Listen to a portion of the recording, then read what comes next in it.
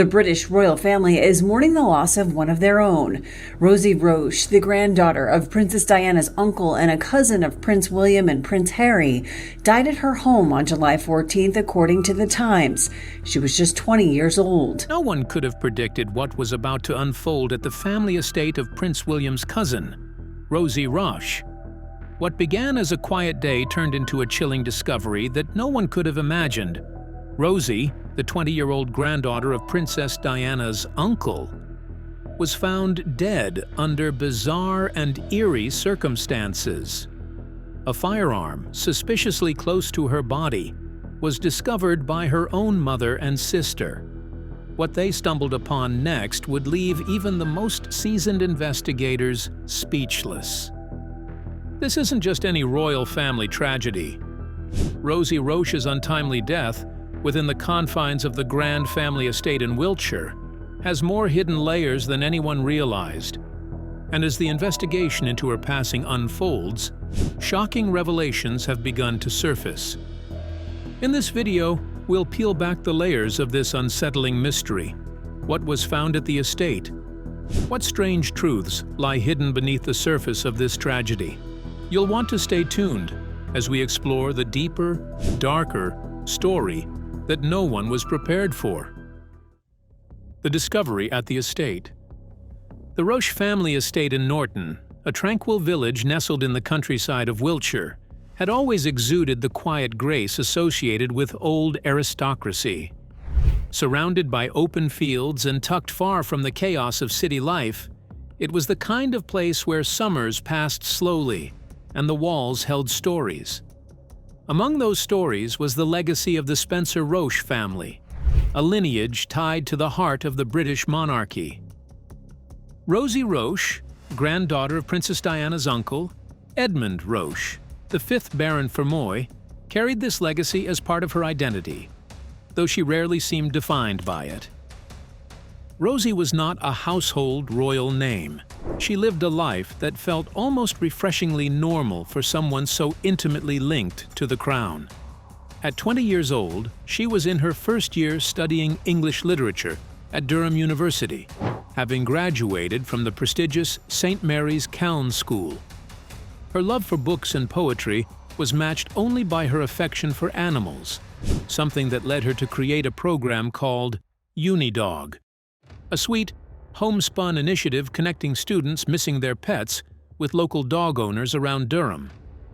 Friends described her as warm, creative, and full of energy, someone who didn't need a royal title to command a room. On July 14, 2025, the serenity of that estate was violently shattered. Rosie had been preparing for a trip with her friends, packing her belongings, and, according to all reports, looking forward to a carefree getaway. Her mother Pippa and sister Agatha were outside the home, likely chatting, waiting, or enjoying the calm of the countryside. But when they returned indoors and checked the office, they found a scene no parent or sibling should ever witness. Rosie was there, slumped over with a firearm near her body. There were signs of significant trauma to her head, and the ambulance confirmed her death at 1:22 p.m. The shock was immediate and national, not just for the Roche family, but for those loosely and tightly orbiting the royal world. The coroner, Grant Davies, would later confirm that Rosie died from a gunshot wound to the head. Police deemed the case non-suspicious, ruling out third-party involvement. A post-mortem was carried out by Dr. Harry Haynes at Great Western Hospital, and samples were sent for toxicological analysis. But even with an official cause of death, the unanswered questions lingered. Why would a young woman on the cusp of a vacation, surrounded by love and privilege, end her life in such a way? Was there something more hidden beneath the surface? The media swarmed around the story, not only because of the royal connection, but because of the air of mystery it carried. Rosie wasn't just a name in a headline. She represented something unsettling, a reminder that even within the gilded world of royalty, tragedy doesn't discriminate. The Roche family's grief was quietly echoed in a notice published in the Yorkshire Post, describing her simply as the darling daughter of Hugh and Pippa, and an incredible sister to Archie and Agatha.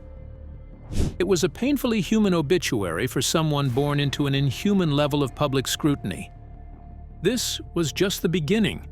As more details emerged from the estate and the life Rosie left behind, the story only grew darker and stranger. The royal connection and legacy. To understand why Rosie Roche's death sent such a tremor through the media and the public imagination, you need to understand who she really was.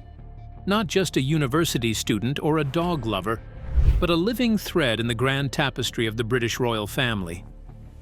Rosie wasn't front and center like Prince William or Harry, nor was she a working royal whose every movement was monitored. But her lineage ran just as deep, and her last name, Roche, carried weight behind the palace gates. Rosie was the granddaughter of Edmund Roche, the 5th Baron Fermoy, the brother of Francis Shand Kidd, who gave birth to Princess Diana. That makes Rosie and Diana first cousins once removed, and by extension, Rosie was a blood relative of Princes William and Harry. The connection wasn't just ceremonial or historical. Family sources confirm that Rosie had met the princes on various occasions, though the depth of their personal relationship remains private. Still, it's no stretch to say she was family, part of the same legacy, the same generational current flowing through the House of Windsor. But unlike the main branch of the royals, the Roche family often lived in the shadow of the monarchy, quietly noble, fiercely loyal, and historically interwoven with the crown's story. Their influence can be traced back through generations. The Fermoy line, in particular, is more than just an aristocratic title. Maurice Roche, the 3rd Baron Fermoy and Rosie's great-grandfather, served as a conservative MP and was close to King George VI. The Fermoy family was deeply rooted in the service of the monarchy, offering counsel, allegiance, and political capital through some of Britain's most turbulent eras. Rosie's grandfather, Edmund, inherited the title in 1955 and kept the family legacy alive, even as the royal landscape evolved dramatically in the decades that followed. While Diana's death in 1997 left a massive emotional crater in the public and private life of the monarchy, it also cast a long, silent shadow over the wider family, including the Roches. They rarely gave interviews. They didn't seek attention, but they were there, attending family events, woven into the margins of royal life. The British royal family has always carried its grief in quiet dignity, rarely making public comment on personal losses unless protocol demands it. But as these patterns begin to form, young people in the royal orbit dying by suicide, alone, with guns, it becomes harder not to ask deeper questions. What are the pressures felt by those born into proximity with the crown, but not its power? What expectations are silently passed down through these bloodlines? What emotional toll comes with being born into a legacy you didn't choose? The mysterious circumstances. From the moment Rosie's body was discovered, one detail stood out above all others: the presence of a firearm. In a country like the United Kingdom, where gun ownership is rare and tightly regulated, this wasn't a small detail. It was an anomaly. It changed the tone of the entire story. In fact, it immediately invited comparisons to a chillingly similar case: the death of Thomas Kingston. Kingston, a former financial analyst and husband to Lady Gabriella Windsor, died under uncannily parallel conditions in February 2024. He was found dead from a gunshot wound, alone, with a gun nearby, in a secluded family residence. No one had suspected anything. No suicide note was found, no clear motive. The incident was ruled non-suspicious, but that did little to ease public discomfort. That same unease now clung to Rosie's case. In both instances, there were no signs of a break-in or struggle. In both cases, the victims were found by loved ones. And in both stories, official investigations move swiftly toward the same conclusion: suicide. Yet, despite this, the lingering question remains: how did they access firearms? Were these weapons owned legally? Where were they stored? And why has no one offered clear answers? The public response was swift and split. Some mourned quietly, expressing sympathy for the Roche family's loss. Others, especially online, launched into speculation. Was it really suicide? Was there something darker at play? Social media lit up with threads connecting Rosie's death to a growing pattern of aristocratic tragedies, questioning whether mental health alone could explain the rising toll. The headlines, while cautious, hinted at mystery. Tabloids used words like unexplained and tragic circumstances. Royal commentators tiptoed around the topic. There were no official statements from the Prince or Princess of Wales. No mentions from Buckingham Palace. Just a quiet grief, observed but not addressed. Even Rosie's obituary in the Yorkshire Post was achingly sparse, referring only to her as a darling daughter and an incredible sister. The family's privacy, understandable and sacred, only deepened the public's curiosity. Then came the theories. Mental health? Yes. Rosie had reportedly been dealing with anxiety during her first year at university, but some suggested the pressures of royal lineage weighed heavier than anyone knew.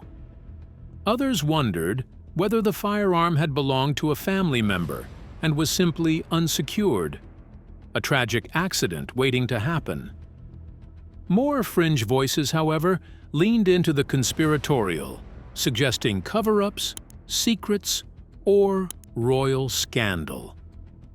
These narratives gained traction not because they were proven, but because silence left a vacuum. The ongoing inquest has promised transparency.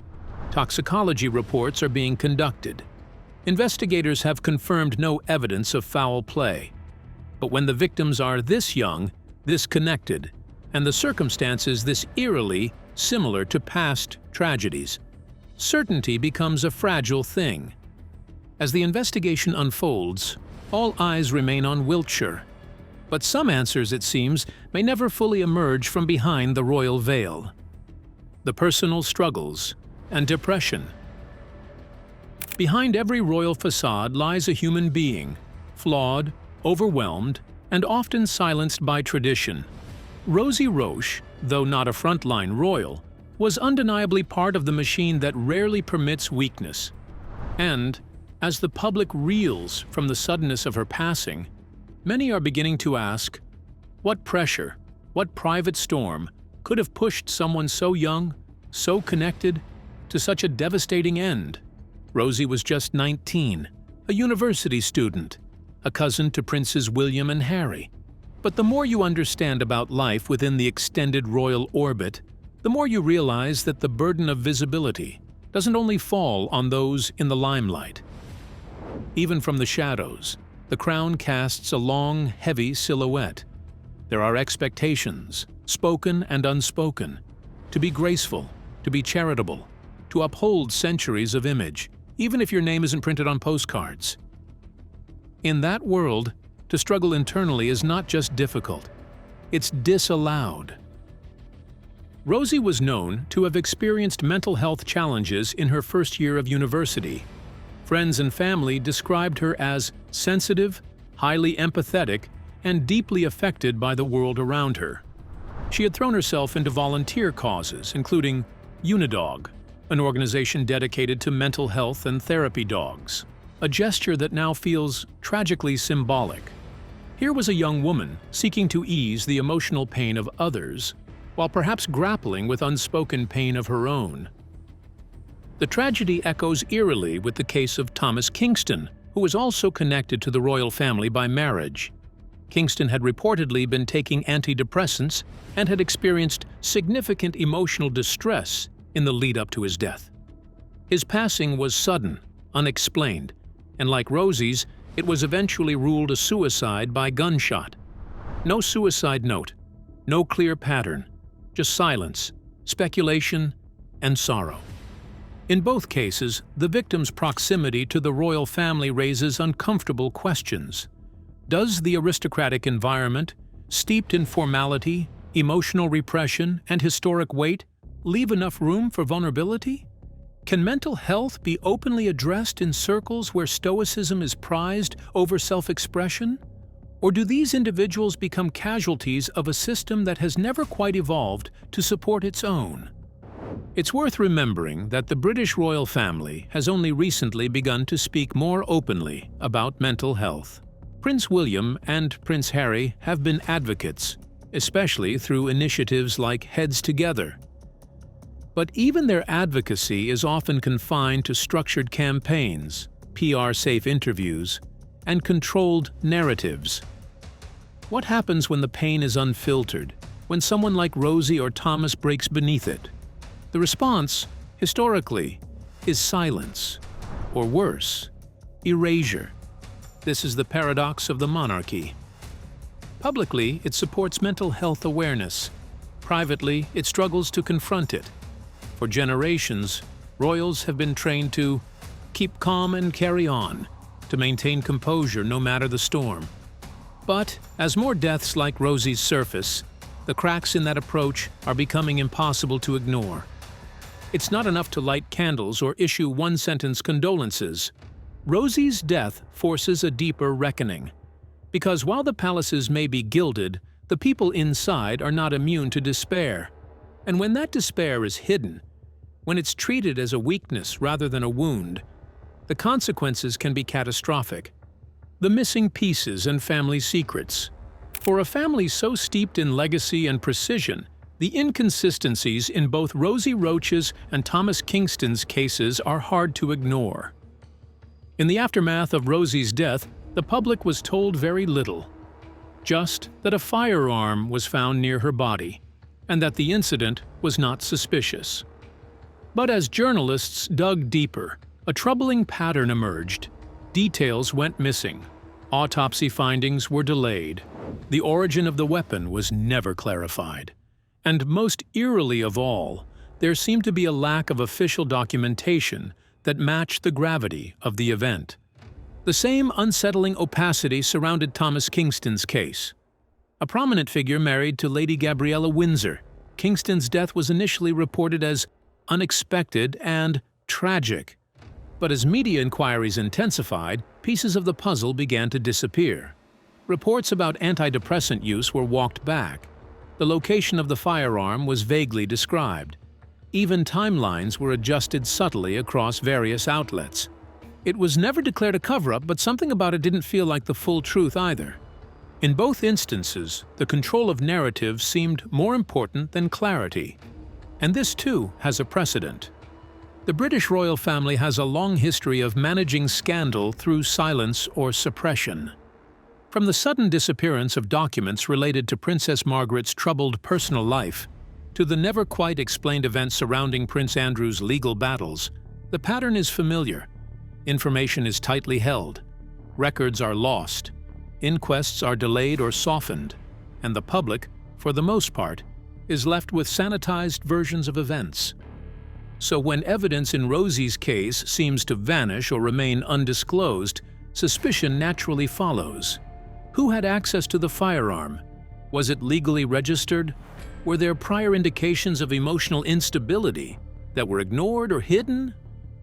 These are questions that, in any other family, would prompt open inquiry. But within the royal ecosystem, they tend to hit a wall. Compounding this unease is the total silence from Prince William and Prince Harry, both of whom were directly related to Rosie. No public statements, no tributes, not even a brief acknowledgement. And while it's understandable that grief can be private, this silence becomes conspicuous when paired with media manipulation and vanishing facts. Perhaps the most painful aspect is that Rosie's tragedy might never be fully understood. Not because her story is unimportant, but because the system she belonged to prefers quiet over candor. It's a system that prioritizes image over empathy, legacy over transparency. And for a family that claims to be modernizing, these patterns of secrecy feel deeply outdated and dangerously effective. If the royal family wants to retain public trust, it must learn to treat tragedy not as a threat to its reputation, but as an opportunity for honesty. Because hiding behind centuries-old walls may protect the institution, but it leaves individuals, like Rosie, dangerously alone. The impact on the royal family. Rosie Roche's death is more than a family tragedy. It's a reckoning.